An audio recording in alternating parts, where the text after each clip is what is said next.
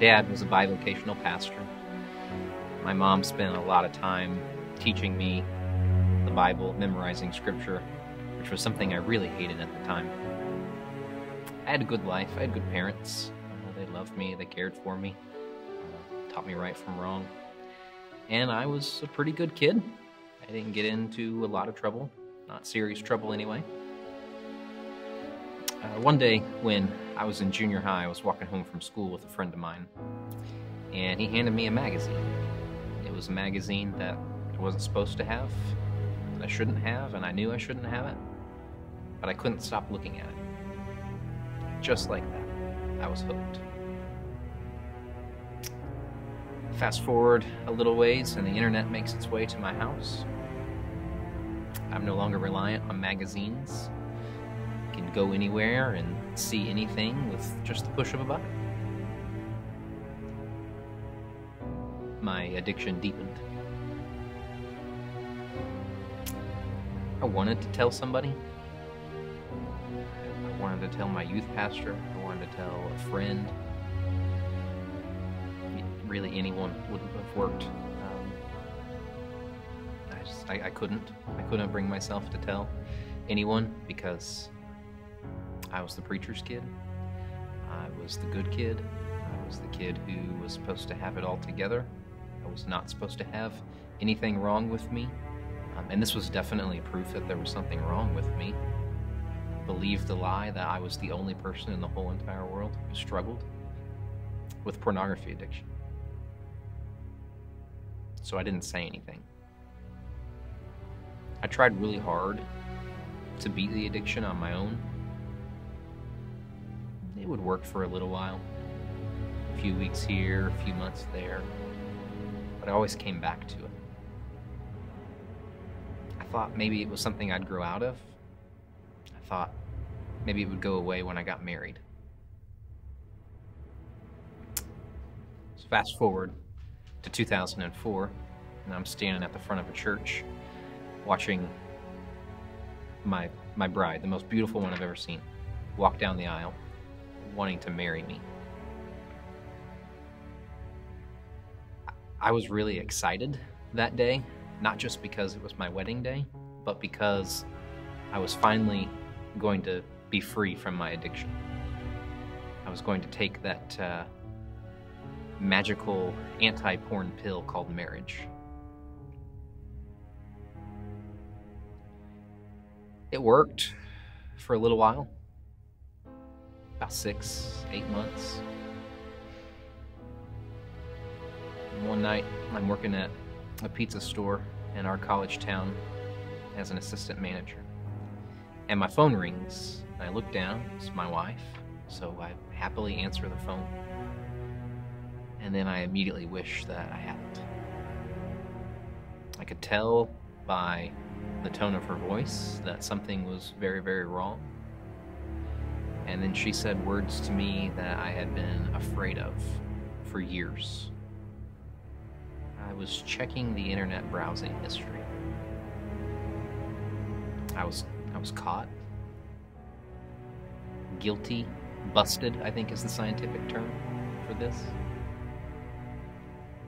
And so I confessed to her right there. No, I wish I had. No, I called my wife a liar. I denied the allegations. I accused her of not trusting me.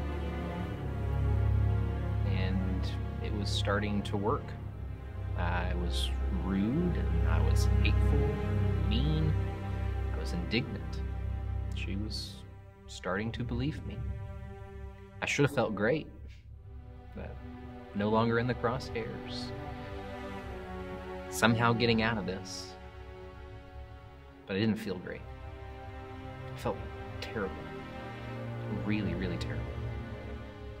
Because I had just lied to the one person I had previously never lied to. And I was just rude, mean, and hateful to a person I never could have imagined myself being rude, mean, or hateful to.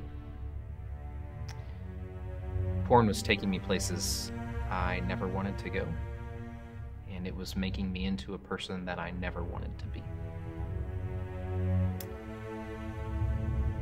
I didn't know what to do, but I knew I had to do something.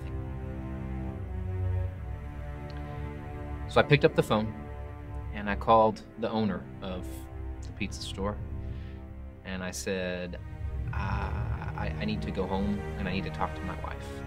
I can't tell you what is happening. I just need you to come here and I definitely need you to pray. And after a few minutes, he showed up at the store and I got in the car to drive home. I don't have any idea what I was doing. I didn't have a plan. I drove home. And I walked up to our front door, I unlocked it, I went inside and I found my wife. And I told her the truth. She was angry. She was hurt. She felt betrayed. It was a really awful experience. And yet, for the first time, I didn't feel heavy. I was no longer carrying around this secret. It was not an easy road. Forgiveness took time. Healing for our relationship took time. Healing for me personally took time. God did not grant me overnight healing. He didn't magically take away my addiction. But what he did do was he began to draw me into a relationship, a deeper relationship, a more meaningful relationship with him. And the deeper I went in that relationship, the more meaningful it became, the less I desired pornography.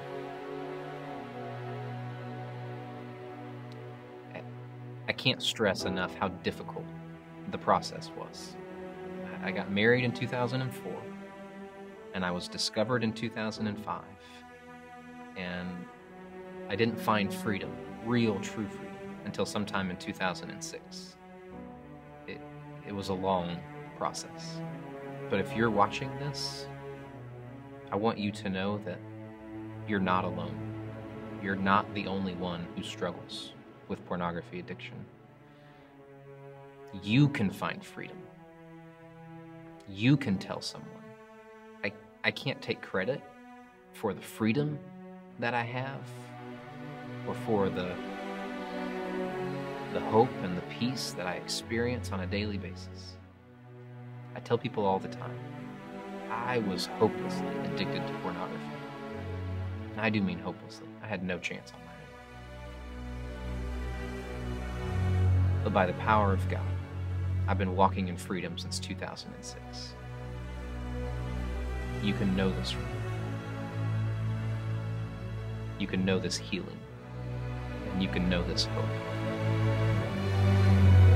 His name is Jesus.